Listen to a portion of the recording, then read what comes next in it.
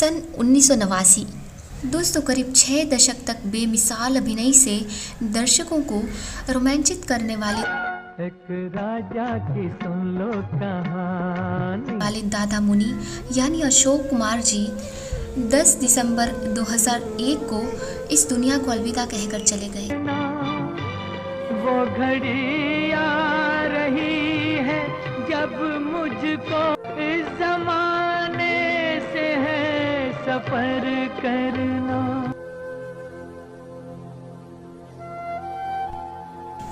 वो आज भले ही हमारे बीच ना हो, फिर जाए जो उस पार कभी लौट के ना आने वाले हो सके तो लौट के आना। हर चीज का खात्मा निश्चित है। इंसान पैदा होता है, चला जाता है, उस तरह इंस्टीट्यूट भी पैदा होते चले जाते हैं। मैं तो ये कहूँगा, जिंदगी है एक न बुझने वाली प्यास। मुझे जब अपनी गुजरी जिंदगानी याद आती है तो बस एक मेहरबान की मेहरबानी याद आती है। दिल मेरा बैठ बैठ जाता है। वो आज भले ही हमारे बीच ना हो, लेकिन वो करीब 275 फिल्मों की ऐसी विरासत छोड़ गए हैं जो हमेशा हमेशा के लिए दर्शकों को सोचने, गुदगुदाने और रोमांचित करने के लिए पर्याप्त है। बहुत बहुत शुक्रिया जी। हेलो हेलो शामू, ये क्या कर डाला तूने, दिल तेरा हो गया। बेटी हसरत ही रह गई कि तेरी गोदी में सर रखकर आके बाके बाल नहीं चुनवा सका। उनके बाल कैसे निकालेगी, वो तो टकलू है। इसलिए तो दोस्तों, आज मैं बात करने वाली हूँ अपने ज़माने के जाने माने अदाकार अशोक कुमार जी के बारे में। अशोक कुमार जी का जन्म 13 अक्टूबर सन 1911 में भागलपुर के एक वकील कुंजीलाल गांगुले के घर हुआ था। बचपन का उनका नाम था कोमूलाल गांगुली। गौरी देवी और कुंजीलाल के 4 बच्चे थे। इनमें सबसे बड़े थे कोमुदलाल, जी हाँ, अशोक कुमार जी यानी दादा मुनि। मैं बन का पंछी बन के संग संग डोलूं रे, गाँव चली रे पिया के गाँव चली रे। दीपक बगैर तेरे परवान जल रहे। मैं बंदिनी की आकी, मैं संगिनी हूँ साजन की। लंबा होता जाता है। उनसे 2 साल छोटी थी उनकी बहन सती देवी। अशोक कुमार से 14 साल छोटे थे कल्याण गांगुली, बाद में जिनका स्क्रीन नेम यानी रुपेले पर्दे का नाम था अनूप कुमार। 4 भाई बहनों में सबसे छोटे थे आभास कुमार, बाद में किशोर कुमार नाम से विख्यात हुए। तू गाए जा। अशोक कुमार की छोटी बहन सती देवी का विवाह जाने माने निर्माता और निर्देशक शशिधर मुखर्जी से हुआ था। शशिधर मुखर्जी ने बाद में ज्ञान मुखर्जी, राय बहादुर चुन्नीलाल और अशोक कुमार जी के साथ मिलकर फिल्मिस्तान स्टूडियो का निर्माण किया था। अशोक कुमार भागलपुर में जन्मे थे। बाद की पढ़ाई उन्होंने कलकत्ता की प्रेसिडेंसी कॉलेज में की। हालांकि अपने पिता ही की तरह अशोक कुमार जी भी लोक के छात्र थे। जब झूठ और सच में मुकाबला होता है तो झूठ कमजोर पड़ जाता है। जब कमजोर और बहादुर में मुकाबला होता है तो कमजोर पहले वार करता है। यही है कुदरत का दस्तूर। पर उनके मन में सिने जगत में जाकर तकनीशियन बनने की तमन्ना थी। ऐसे में काम आए उनके बहनों हिमांशु राय की फिल्म कंपनी बॉम्बे टॉकीज में कार्यरत थे। उन्होंने अशोक कुमार को बतौर तकनीशियन बॉम्बे टॉकीज में रखवा लिया था। ये सन 1930 के आसपास की बात है। बॉम्बे टॉकीज उस जमाने का बहुत ही बड़ा और जाना माना नाम था। अशोक कुमार जी लैब असिस्टेंट अपने काम में बहुत ही खुश थे और रंग गए थे। ऐसे में जीवन नैया फिल्म का निर्माण चल रहा था। ये सन 1936 के आसपास की बात है। निर्माण के दौरान फिल्म के हीरो रजमुल हसन बड़े ही नाटकीय ढंग से फिल्म अधूरी छोड़ फिल्म की नायिका के साथ भाग खड़े हुए थे। किसी तरह से ये फिल्म फिर से बनाने की प्रक्रिया शुरू हो गई थी। देविका रानी के साथ नायक के रूप में पेश किए गए बॉम्बे टॉकीज के लैब असिस्टेंट कोम्बूलाल गांगुली। इसी फिल्म के दरमियान इनका नाम अशोक कुमार हुआ। भगवान तूने मुझे अछूत क्यों नहीं बनाया? वो सीन है देखिए, तो ऑस्टिन बोलता है कि mister Ganguly, if you do too much like this the finger will come out. वो नानक और करते रहे, पर अनिच्छा से ही सही वो बन गए फिल्म के हीरो। जीवन नैया के साथ इसी साल यानी 1936 में देविका रानी और अशोक कुमार जी को लेकर एक और फिल्म बनी अछूत कन्यास। सामाजिक विषय पर बनी ये फिल्म भी काफ़ी चली और देविका रानी तथा अशोक कुमार जी एक हिट जोड़ी के रूप में विख्यात हो गए थे। बाद में देविका रानी और अशोक कुमार जी अभिनीत कई फिल्में आईं। 1936 में ही जन्मभूमि, 1937 में इज्जत और सावित्री, 1938 में वचन और मुंशी प्रेमचंद की कीर्ति पर आधारित फिल्म निर्मला। देविका रानी और अशोक कुमार जी अभिनीत आखिरी फिल्म थी अनजान, जो बनी थी 1941 में।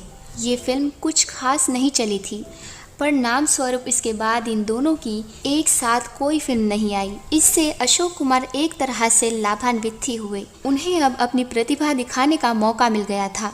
अब तक वो देविका रानी के प्रभा मंडल के कारण कुछ छिपे हुए से लगते थे। उस जमाने की बड़ी ही खूबसूरत अदाकारा थी लीला चकनस, जो एक जानी मानी मॉडल भी थी। बाद वाली पीढ़ी ने लीला चकनस को रोती हुई मजबूर माँ के ही रूप में देखा हुआ है। उन्हें जानकर जरूर आश्चर्य हो सकता है कि लीला चकनस कभी खूबसूरत मॉडल भी रह चुकी है। चल रे नौजवान, चलो संग चले हम, चल चल रे नौजवान। तो लीला चकनस के साथ अशोक कुमार की जोड़ी बन गई। हालांकि लीला चकनस भी उम्र और रुतबे में अशोक कुमार से बड़ी थी, पर इनकी जोड़ी काफी लोकप्रिय हुई थी। अशोक कुमार अभिनीत एक के बाद एक कुछ फिल्में आई, उनमें उल्लेखनीय है 1939 में आई फिल्म कंगन, 1940 में बंधन और आज़ाद। इन फिल्मों की सफलता ने अशोक कुमार जी को एक अच्छे मुकाम पर पहुंचा दिया। 1941 में लीला चकनस के साथ आई फिल्म झूला की सफलता ने अशोक कुमार को फिल्म की सफलता की गारंटी के रूप में देखा जाने लगा। कैसे मैंने रैन बिताई। 1943 से 1950 का दौर अशोक कुमार के उरूज का दौर कहा जा सकता है। 1943 में ज्ञान मुखर्जी की फिल्म किस्मत ने सफलता का नया इतिहास रच डाला। इस फिल्म में अशोक कुमार जी ने विलन से रोल शुरू किया था। ये हिंदुस्तानी फिल्मों में पहली बार हो रहा था। फिल्म की कामयाबी का अंदाज़ा इसी बात से लगाया जा सकता है कि इस फिल्म ने 1 करोड़ से ज़्यादा कमाई की थी। दोस्तों, ये वो दौर था जब 1-1.5 लाख में अच्छी खासी फिल्म बन जाया करती थी।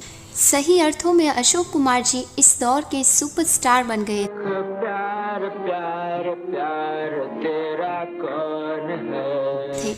इस दौर की उनकी चर्चित फिल्में थी 1944 में चल चल रे नौजवान, 1947 में साजन, 1949 में महल, 1950 में संग्राम और समाधि। दोस्तों, अशोक कुमार जी ने बॉम्बे टॉकीज के लिए इस फिल्म कंपनी के बंद होने के पूर्व कुछ महत्वपूर्ण फिल्मों का निर्माण भी किया है। 1947 में आई फिल्म नीलकमल राज कपूर साहब की बतौर नायक पहली फिल्म थी। 1948 में आई फिल्म जिद्दी, जो देवानंद साहब और प्राण के करियर की एक नील का पत्थर फिल्म थी। 1949 में आई गूढ़ फिल्म महल, जिसमें उन्होंने नायक की भूमिका की थी। उनकी नायिका का role Venus of the India screen Madhubala ने निभाया था। दोस्तों, अशोक कुमार जी ने नलिनी जयवंत और मीना कुमारी के साथ बात की कुछ फिल्मों में काम किया है। दोस्तों, फेल्ट हैट लगाए डाले चश्मे के साथ उन्होंने कुछ फिल्मों में विलेन के रोल भी किए हैं और कुछ एक फिल्मों में फर्ज पाबंद पुलिस ऑफिसर की भूमिकाएं भी की हैं। कुछ ऐसा ही रोल था उनका ज्वेल थीफ में। 1940 और 50 के दशक में अशोक कुमार जी का नाम प्रसिद्धि की ऊंचाइयों को छूने लगा था। बॉम्बे टॉकीज की बेमिसाल म्यूजिकल पेशकश किस्मत ने तो सफलता के सारे रिकॉर्ड तोड़ दिए। कलकत्ता के एक हॉल में लगातार ये फिल्म 3 साल हाउसफुल चली। डायरेक्टर थे ज्ञान मुखर्जी और हीरोइन मुमताज़ शांति। बाहर निर्देशक महबूब खान की फिल्म नजमा से उनका नाम और भी बुलंद हो उठा। सन 1940 में बॉम्बे टॉकीज की झनक हिमांशु राय नहीं रहे। उनकी पत्नी देविका रानी और निर्देशक अम्य चक्रवर्ती ने बॉम्बे टॉकीज की बागडोर संभाली, पर उनसे मतभेद होने के कारण अशोक कुमार जी और शशिधर मुखर्जी उनसे अलग हो गए और उन्होंने नींव रखी फिल्मिस्तान की। बॉम्बे टॉकीज से अलग होने का गम अशोक कुमार जी को हमेशा रहा। इस अलगाव का अंत हुआ 1950 में, जब अशोक कुमार जी ने बॉम्बे टॉकीज के रिकॉर्डिस्ट और प्रोडक्शन कंट्रोलर सावक वाचा के साथ मिलकर बॉम्बे टॉकीज के सारे शेयर देविका रानी से खरीद लिए। इन दोनों की कोशिशों से बॉम्बे टॉकीज का पुराना दौर वापस आया और भारतीय सिनेमा को बाहर में मिले 2 सितारे, राज कपूर और दिलीप कुमार, और नामी निर्देशक ख्वाजा अहमद अब्बास, कमाल अमरोही, नितिन बोस, फणी मजूमदार और रेमल रॉय। सन 1944 से लेकर अब तक बहुत सी फिल्मों में काम कर चुके हैं अशोक। 1960 के बाद अशोक कुमार जी ने चूल्हा बदलते हुए कैरेक्टर एक्टर के रूप में काम करना शुरू किया। ये 1960 के आसपास की बात है। वो फिल्म कानून में चर्च बने हैं। 1963 की फिल्म बंदनी में उम्र दराज स्वतंत्रता सेनानी की भूमिका में वो नजर आए थे। 1964 में आई फिल्म चित्रलेखा में ढलती उम्र के धर्म गुरु के रूप में भी वो दिखाई दिए थे। 1970 में आई फिल्म जवाब में वो बने थे जमींदार। उनकी कुछ लैंडमार्क फिल्में हैं आशीर्वाद, सत्यकाम, पूर्व और पश्चिम, पाकीज़ा, मिली, छोटी सी बात, खूबसूरत वगैरह। 1980 से 1990 के दशक में वो कुछ टीवी शोज में भी काम कर चुके हैं। पहला भारतीय शो हम लोग में भी वो एक एंकर के ओपरा के रूप में थे। बहादुर शाह जफर में भी वो नजर आए थे। उनका फिल्म के स्क्रीन पर आखिरी अपीयरेंस 1997 में आई फिल्म आँखों में तुम हो, इसमें था कुमार जी। इन फिल्मों में कुछ उल्लेखनीय नाम हैं अफसाना, दीदार, पर्णिका, भीगी रात, ममता, बंगला चित्र हाटे बाजारे, सवेरा, चित्रलेखा, कानून, राखी, गुमराह, दो भाई, समाज, बंधनी, आशीर्वाद, आनंद आश्रम, आरती, पाकीज़ा, खट्टा मीठा वगैरह।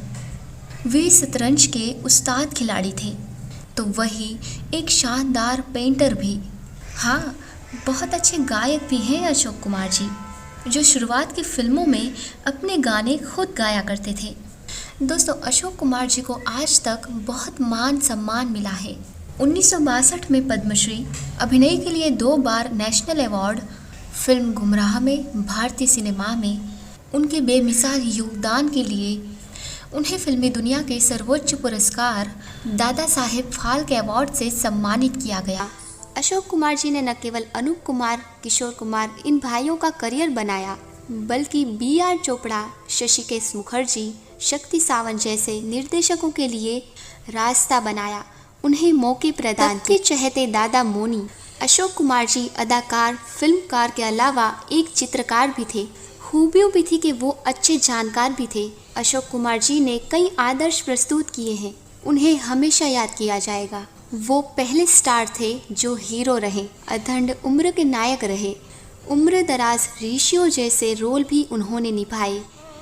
ये महान अदाकार 10 दिसंबर 2001 में मुंबई में अपने आदर्श नक्श पीछे छोड़ विराट ब्रह्मांड में विलन हो गए। 47 यूनियन पार्क चेंबूर। दोस्तों, ये वही जगह है जहाँ पर अशोक कुमार जी का बंगलो हुआ करता था और यहीं पर अशोक कुमार जी ने अपनी आखिरी सांस ली थी। 10 दिसंबर 2001 को अशोक कुमार जी इस दुनिया से रुखसत हो गए।